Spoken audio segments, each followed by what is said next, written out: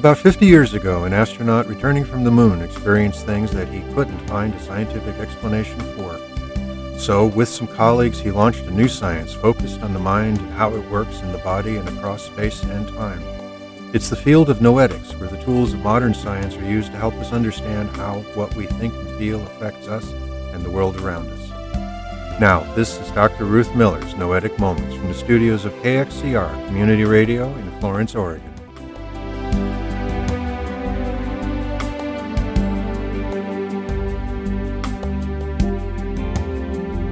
This is Noetic Moments, where we explore the field of research that discovers what consciousness is, what it does, how it works, and how our lives could be very different if we understood it better.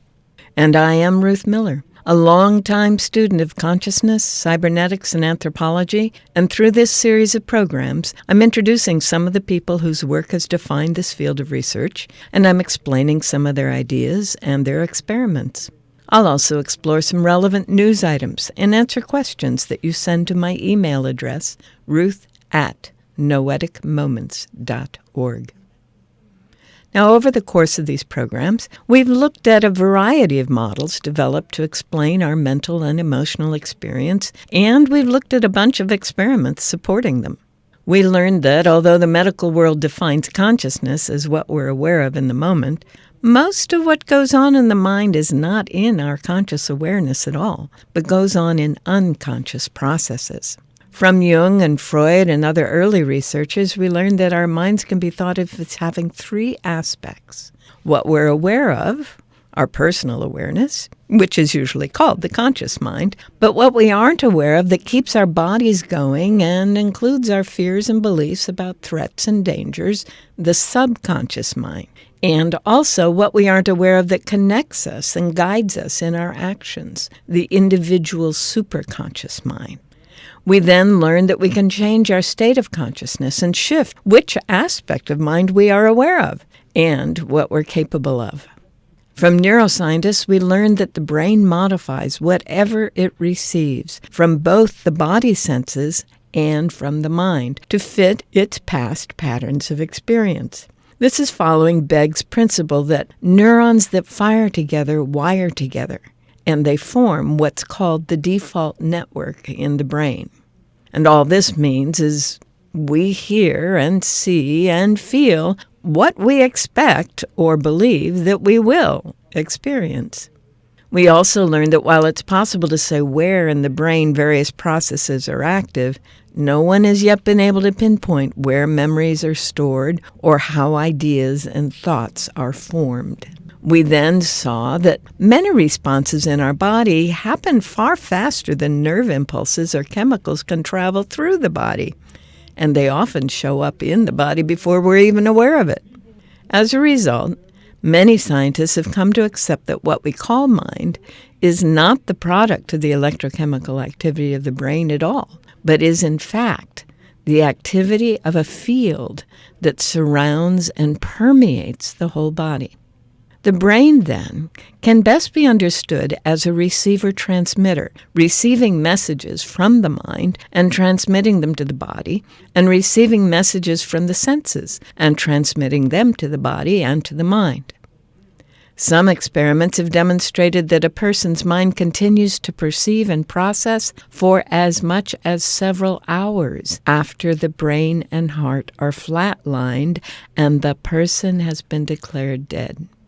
This lack of brain activity may explain why most reports from those who've been through such what are called near-death experiences have a difficult time describing them.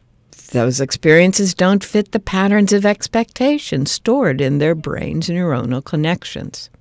So mind is a field, a pattern of energy that exists regardless of whether the body is functioning, permeates and develops with the body and the brain, as it is told by the senses through the brain what the body's experiences of the world out there and in here is like. This field we call mind appears to be at least partly electromagnetic because it's possible to measure electromagnetic activity for several inches and, in some cases, several feet around the body. And some researchers and the teachers of ancient traditions, who we call shamans, say it looks like a glowing egg shape extending from below our knees to a few inches above our heads. Now, every field is a unique pattern of vibration that's different from other fields. And some experiments have demonstrated that minds can vibrate along similar patterns. They resonate with each other. Such resonant minds are able to sense when the other is focusing attention on them or is about to come home. And the mind and the body is changed when another resonant mind focuses in their direction. These experiments help explain how the belief of a care provider in a treatment can help a patient receiving that treatment experience healing in what's called the placebo effect. We've learned also that mind affects matter and energy in a variety of ways. For example, in the famous double-slit experiments in quantum physics, the subatomic building blocks of the universe show up as energy or matter depending on whether a mind is present to observe them. For decades now, individuals have changed the patterns of numbers in what should be random grids on their computer screens or printouts, and the collective human mind changes those readouts from random number generators on that network of computers that is run by the Global Consciousness Project in Princeton. Because of the nature of fields, and because of things like the Global Consciousness Project, a growing number of scientists are seeing our individual field of mind as part of a larger field, what Jung called a collective consciousness. Teilhard de Chardin called it the noosphere. Others call it a global brain, and Ervin Laszlo is equating it with the quantum or zero-point field and calling it the Akashic field, using the Sanskrit term for the essence of everything that exists in the material world. We also heard from a neurologist and a physicist who are using equations that describe aspects of quantum mechanics, relativity, and computer learning algorithms to describe the role of consciousness in the formation of our material world. With these understandings, we got to explore some of the more popular ideas recently suggested, like the law of attraction, how the world around us mirrors what our consciousness is focusing on, how we can access information in the quantum or Akashic field through insight, intuition, and channeling, how dreams can affect the body and others' consciousness, and how music affects the body and the brain and our connections with other fields of mind. We then spent several weeks looking at the role of mind and our state of consciousness in the healing process and the ways we can enhance or slow down healing through our thoughts, emotions, and visualizations. You can catch up on our past shows on our website, www.noeticmoments.org. And Noetic is spelled Noetic. And there you'll also find links to all the clips and books and authors that I mentioned. Now, last week, we looked at how we can use our mind to help heal the body through a process that is usually called self-hypnosis. Now, the body already knows how to heal itself. You can see it. There's a cut, it heals.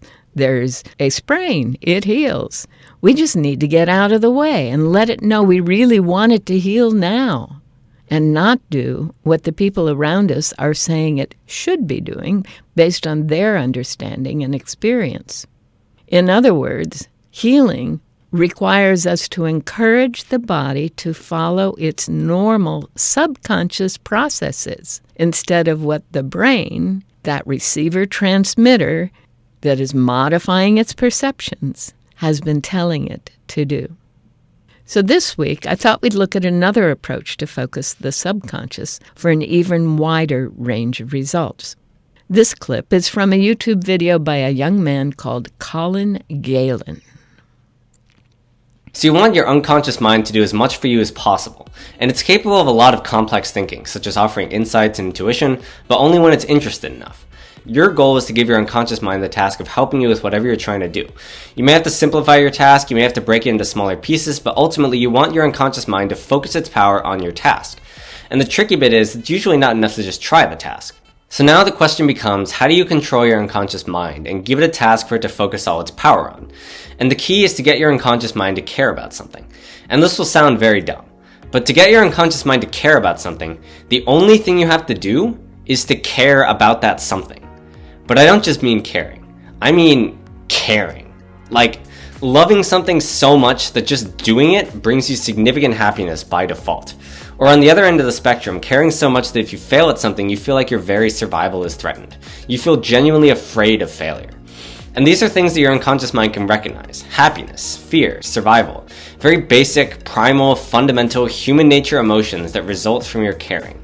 Your unconscious mind wants to be happy. If you get good at your task or even just do your task, you'll be happy. Therefore, your unconscious mind will focus on the task. Doing what you love is one easy way to accomplish that. If you fail the task, your survival will be threatened. Your unconscious mind doesn't want that, so it will focus on not failing the task. And nothing artificial will work. There's no inherent primal value in money or prestige or success or any of the things that motivate most people. Your unconscious mind just doesn't care, and therefore it won't try to help you. So if that's what you're working for, you're going to have to turn these artificial motivators into primal emotions that your unconscious mind will care about. So let's get into exactly how you do that. Now let's start with an idea I've dubbed the chain of motivation. So let's imagine a conversation with someone who's studying computer science. They'll say, I want to study computer science. I'll ask, why? They'll say something else. If their answer is that they love it, then they've already won over their unconscious mind. But they probably won't say that. So let's imagine what else they can say. For example, they can want a good job, and I'll ask, why? And they can say, so they can earn a lot of money, and I'll ask, why? And this can again branch into a bunch of different reasons. Let's imagine a common scenario. They say they want to support their family. So I can again ask, why? And maybe this is the point where it becomes about happiness or love or emotional connections or whatever. And let's call these primal emotions your key motivators, things that your unconscious mind recognizes and will focus on. In the ideal scenario, you love what you're doing and therefore your key motivators are right next to you. That means your unconscious mind is by default focused on those key motivators and therefore also on the thing you're trying to do. So you win. So you want to turn your case into the ideal case. And how do you do that? Well, as an example, try to visualize yourself achieving your goals. For example, having a lot of money, being able to buy nice things, etc. It's nice, right? Probably brings you good feelings. Just think about how happy you'd be if things worked out for you. Let that happiness bleed into the present. So what you ultimately want to do is associate your task directly with those good feelings. Skip the long chain of becauses. This is what I want, this task is how I get there, nothing in between. Burn that association into your head. You've probably heard of Pavlovian conditioning. By using a metronome to signal the arrival of food, Pavlov got dogs to salivate just by hearing the metronome, since ultimately they form the association between the metronome and the food. That's ultimately your goal here. You want progress on this task, for example a success, to directly associate with happiness. And your unconscious mind will recognize this association since it has to do with the key motivator. What can you do to make this conditioning happen? And the first thing you have to do is figure yourself out. So on day one, take some time out to figure out how your motivation works. Have the why conversation with yourself. Inspect your motivation chain. Like literally draw out this diagram if you need to. Understand what drives you. Figure out what your key motivators are. And on the rest of the days, you can work on this conditioning. You want to get rid of the stuff in the middle. So embrace Pavlov. Start doing your task. And while you're doing your task, think about whatever your key motivator is. Imagine success. Imagine yourself getting what you want. Imagine happiness. Or imagine failure and dread if you don't succeed in the task. Make yourself feel these positive or negative emotions while you're doing the task so that those emotions get associated with the task. Again, nothing in between. Ignore the rest of the motivations in the chain.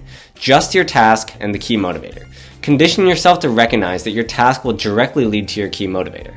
In a similar vein, you can reward or punish yourself for success and failure. Doing that will give yourself a direct, short-term way of feeling those emotions as a result of your task. And also visualize that reward or punishment while doing the task so you can associate those emotions with progress. And that's the habit. Spend a few minutes a day conditioning yourself. You don't need to do it for a long time. There are diminishing returns anyway. But you can do it multiple times a day or as often as you feel like. And the more time you put in, the faster your unconscious mind will recognize your goal, but you don't have to do it that often for it to work. Just do it consistently. And that's all you really need to do. Convince your unconscious mind to care by associating your task with primal emotions that it cares about. Recognizing that the subconscious mind is operating not on what the culture around us tells us, but on the fundamental well-being issues, is the key to what Galen is saying here. His key motivator is a feeling of well-being, the feeling of how it will be when the process in front of us is completed, a sense of fulfillment and satisfaction. This feeling, he says, can help us create a conditioned response so that the full power of our consciousness is available to us as we take on a process. First, we imagine how it will feel to have completed it. Then we spend some time allowing ourselves to feel that emotional state as we're contemplating the process before us. We tell ourselves that doing what is there to be done will bring us even more fully into that state. And we do this several times a day for several days. What we've done then is changed the default network in the brain so that it no longer blocks the mind from doing what it does best, to maintain the body and guide us toward our fulfillment. Our culture has trained us to believe in things that block us from having those experiences. Our brain, being an excellent receiver-transmitter, has received those messages from the culture and has been transmitting them to the body. Now we're telling the brain not to follow that same set of neural pathways. We're using the emotion of the feeling of well-being and satisfaction and fulfillment as the way to guide the brain to allow the mind to do what it naturally does. So now we can draw on the full power of the mind as we move forward toward a complete satisfaction and well-being. And those of you who have been listening to Esther Hicks and Abraham will recognize this over and over. That voice, that power, that source energy speaking through Esther says, feel the feelings of it already having been accomplished, and it can't not be accomplished. Yes.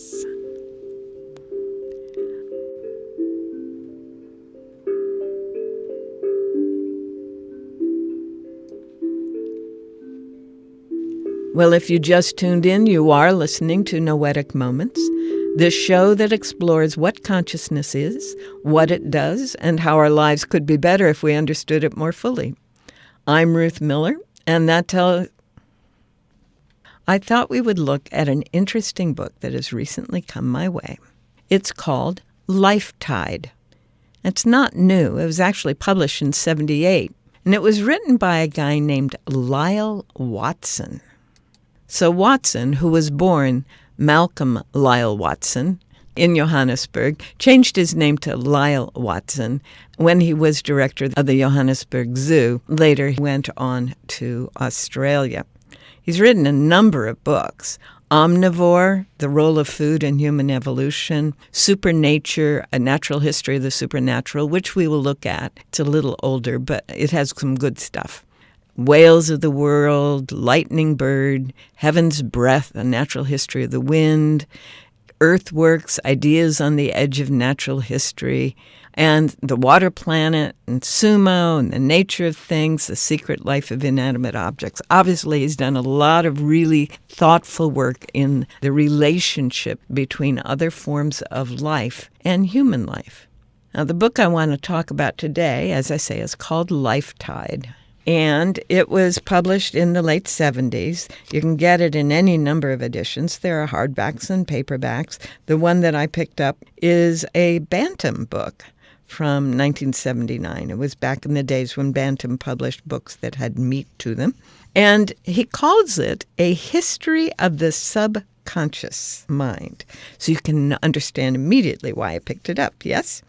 Each chapter is a different angle on this mind that we call the subconscious mind. He's looking at how different aspects of evolution moved us into experiencing what we experience today. The book is divided into 4 parts. Part 1 is The Brink of the World.